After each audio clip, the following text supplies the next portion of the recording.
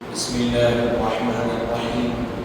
حاضرین محترم، کل اذان اور اقامت کے متعلق جو مسائل بیان کیے گئے تھے وہ مکمل ہوئے۔ اب یہاں سے مسجد کے احکام بتائے جا رہے ہیں۔ اب یہ نماز کا بیان چل رہا ہے، لیکن اس میں یہ بھی نماز کو مسجد میں پڑھنا ہے تو مسجد کے متعلق احکام بھی ہم کو معلوم ہو، اس لیے یہاں بتائے جا رہے ہیں۔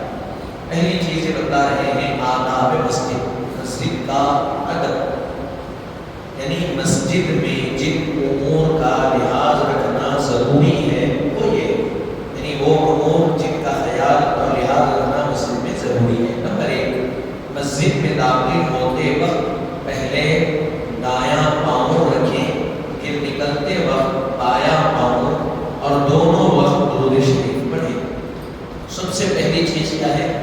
مسجد میں داخل ہونے کا عادت اور طریقہ یہ ہے کہ مسجد میں جب داخل ہوتے ہیں تو پہلے داخل ہوتے وقت دایاں پاؤں مسجد میں داخل ہوتے وقت دایاں رکھیں، پھر نکلتے وقت بایاں پاؤں باہر نکالیں، اور دونوں مرتبہ درود شریف بھی پڑھیں۔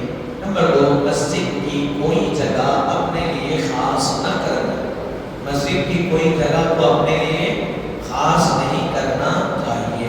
نمبر 3، لوگوں کی گردنیں نہ بھلانگے، سب بنی ہوئی ہے، لوگ بیٹھے ہوئے ہیں تو ان کو بھلان کے یعنی ہٹا کے گردنوں پہ سے چھپا رہے ہیں، یہ غلط طریقہ ہے۔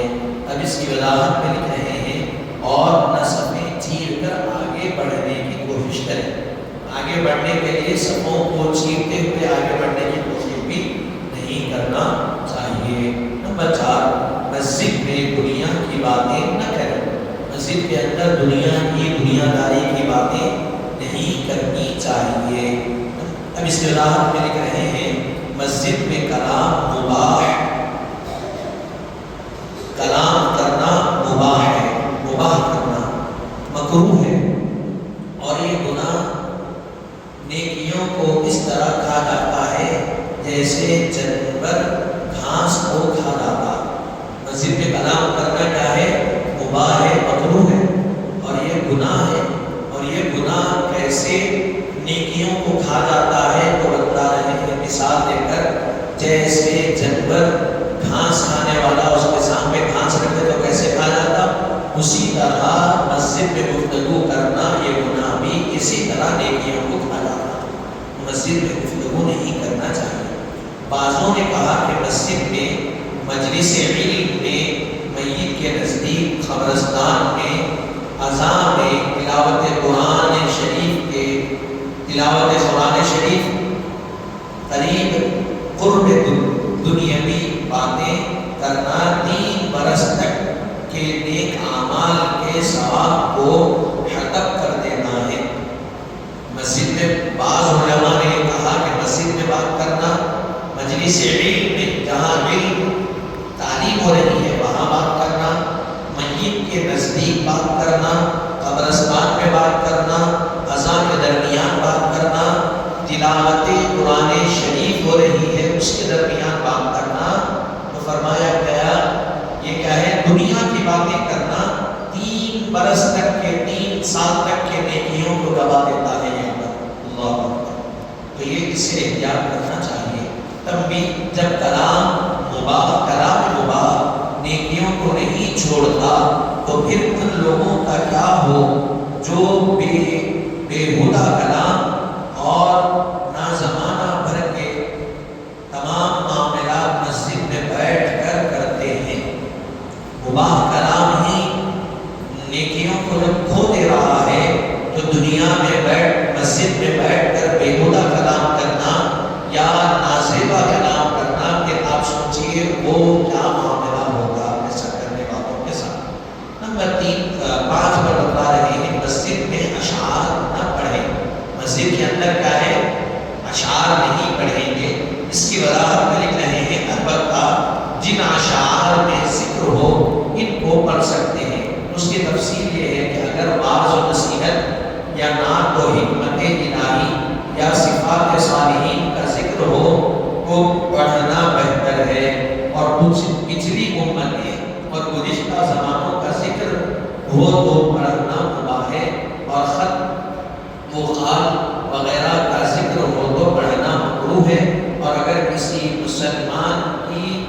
رجوع اور مذمت ہو تو پھر پڑھنا حرام ہے۔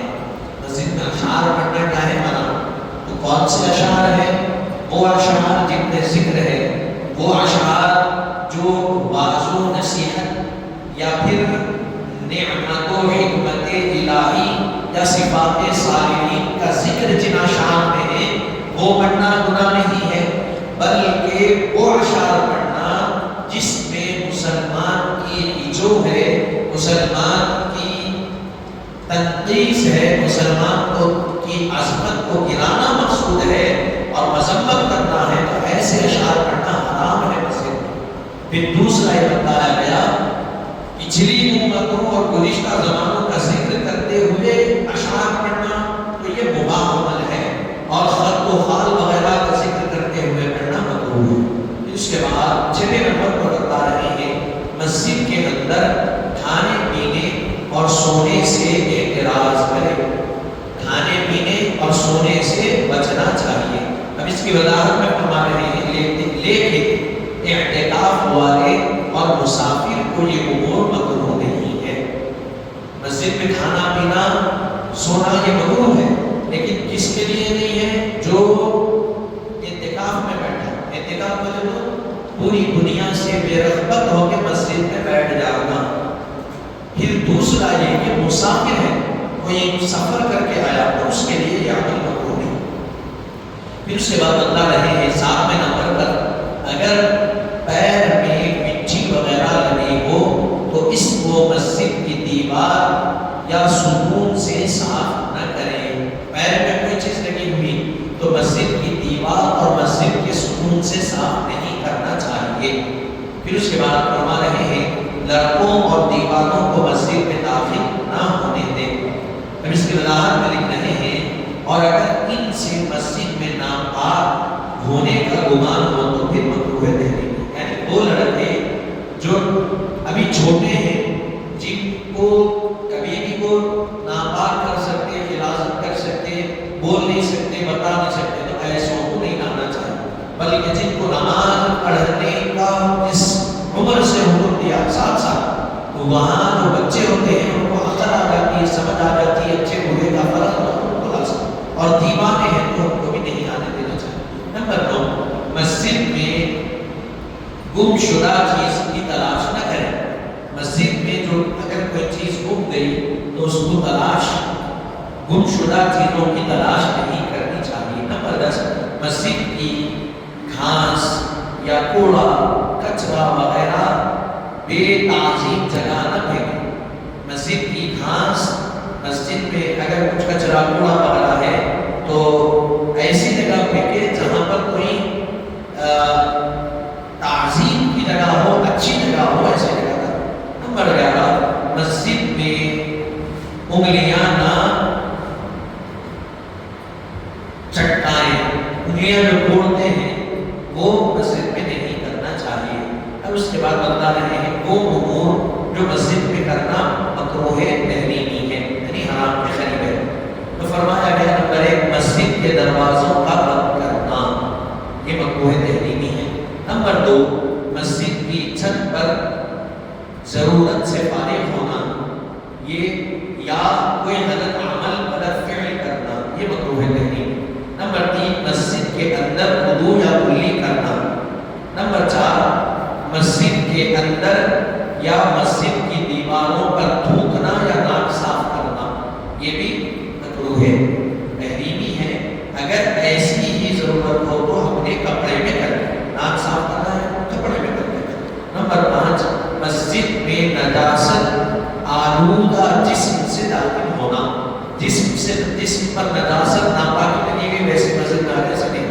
نمبر 6 مسجد میں نجاست بھری ہو تو اس کو، مسجد میں نجاست بھری ہو جوتوں کا، مسجد میں نجاست بھرے جوتوں کا صاف لینا۔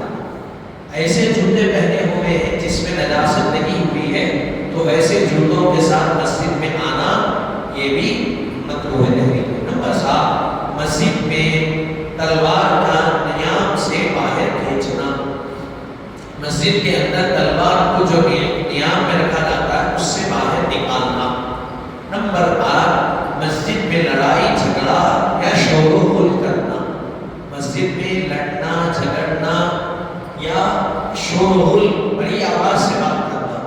شغل کرنا یہ بھی مکروہ تحریمی ہے، نہ کرتا ہوں۔ مسجد میں ہنسی مذاق یا لغو لعب کرنا، مسجد میں کہے دل لگی کرنا، ہنسی مذاق کرنا، یہ بھی مکروہ تحریمی۔ نمبر 10 لہسن پیاز وغیرہ بدبودار چیزیں کھا کر اس طرح بیڑی یا جو کچھ ہوتے ہیں وہ گٹکا وغیرہ کھا کر مسجد میں داخل ہونا، یہ سب امور مکروہ تحریمی ہے۔ مسجد میں کیا ہے؟ لہسن پیاز یہ نہیں کھانا، منع ہے۔ اس کیوں؟ بدبودار چیزیں، اس لیے کہ بدبو سے جس طرح انسانوں کو ایذا پہنچتی ہے اس طرح فرشتوں کو بھی تکلیف ہوتی ہے بدبو سے۔ تو مسجد میں کیا ہے؟ فرشتے رہتے ہیں، عبادت کے لیے آتے ہیں، انسان یہ چیزیں کھا کے آ رہا ہے تو اس کی بدبو کی وجہ سے فرشتوں کو عبادت میں خلل پیدا ہوتا ہے، اسی لیے منع کیا۔ تو لہسن پیاز سے منع کیا گیا، تو سگریٹ پینا، بیڑی پینا، تمباکو کھانا جس سے بدبو آتی، یہ سب چیزیں کھا کے مسجد میں نہیں آنا۔ البتہ یہ لوگ مسواک کر کے مسجد میں داخل ہیں، اگر کوئی یہ کھائے ہیں تو ان کو مسواک کرنا چاہیے۔ تب بھی جنوبی اور حائضہ کا مسجد میں داخل ہونا حرام ہے۔ وہ مرد جس پر غسل فرض ہے وہ مسجد میں آیا تو وہ حرام عمل ہے اس کے لیے، یا وہ عورت جو حالت حیض میں ہے اس کو بھی مسجد میں آنے کا حکم نہیں ہے۔ نمبر اب یہاں پر مسجد میں خیرات مانگنے اور دینے کی مدد پر، مسجد میں کسی سائل کو سوال کرنا حرام ہے۔ مسجد میں کیا ہے؟ کسی سائل کو سوال کرنا حرام ہے۔ مسجد میں ایسے سائل کو دینا جو لوگوں کی گردنیں پھلانتا ہو تو وہ مکروہ ہے۔ مسجد میں ایسے سائل کو دینا جو لوگوں کی گردنیں پھلانتا ہوا جاتا ہے اس کو دینا مکروہ تحریمی ہے۔ نشہ پی کر مسجد میں آنے کی ممانعت، بتا رہے ہیں نشے کی چیزیں استعمال کر کے مسجد میں داخل ہونا منع ہے، اگرچہ کہ نشہ نہ ہو بلکہ ایسے شخص کو مسجد سے نکلوا دینا درست ہے۔ پھر اس کے بعد مسجد میں قسم اور تجارت، مسجد میں کسب اور تجارت، بتا رہے ہیں مسجد کے اندر خرید و فروخت اور کسی شے کو اپنی شے کرنا جائز ہے۔ مسجد کے اندر خرید و فروخت کرنا کیا ہے؟ نا جائز نہیں ہے۔ حالت اعتکاف میں خرید و فروخت جائز ہے، لیکن کوئی اعتکاف کی حالت میں ہے تو وہ کر سکتا، بشرط ہے کہ اشیاء فروختی مسجد میں نہ لائی جائے، بشرط ہے کہ وہ جو چیزیں بیچی جا رہی ہے وہ مسجد میں نہیں آنا، اعتکاف والا۔ نمبر 3 اگر کوئی شخص مسجد کی حفاظت کے لیے مسجد میں بیٹھ کر ضمناً اپنا کسب وہ پیشہ بھی کرتا جائے تو مظاہرہ نہیں۔ اگر کوئی مسجد میں اپنی حفاظت کے لیے بیٹھا ہوا ہے اور اپنا پیشہ چلا رہا ہے، کام کر رہا ہے مسجد میں سے، تو ایسا کر سکتے، ملاحظہ نہیں، لیکن مقصد کیا ہے؟ مسجد کی حفاظت کے لیے بیٹھا۔ تو بہرحال یہ چیزیں، مسجد میں جنازے کی نماز، مسجد میں جنازے کی نماز نہ پڑھی جائے، البتہ اگر جنازے کی نماز کے لیے خاص مسجد ہو یا بارش وغیرہ کا عذر ہو تو بس بضرورت مسجد میں جنازہ پڑھ سکتے ہیں۔ جنازہ کیا ہے؟ مسجد میں نہیں، باہر پڑھنا کھلی جگہ، تو مسجد میں نکاح خوانی، مسجد کے اندر مجلس نکاح کا منعقد کرنا اور نکاح پڑھنا